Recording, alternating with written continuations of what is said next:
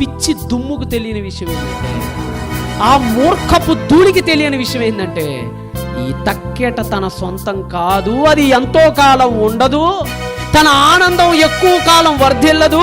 మళ్ళా తెల్లారి 9ంటికి shop owner వస్తాడు, షట్టర్ తెరుస్తాడు, గుడ్డ ముక్క తీసుకుంటాడు, తక్కెట మీద పాటను కొట్టేస్తాడు.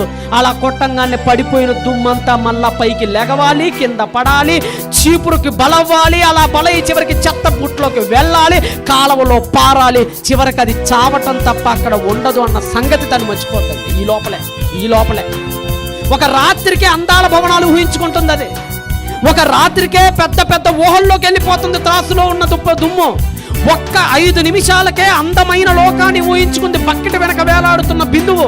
కానీ ఆ రెండిటికి తెలియని విషయం ఏంటంటే, అవి చచ్చేదాకా మేకులు కొట్టుకోనేమో ఉండవు. ఈ రోజు కాకపోతే రేపు వాటిని కూడా సమూలింపక తప్పదు అన్న సంగతి.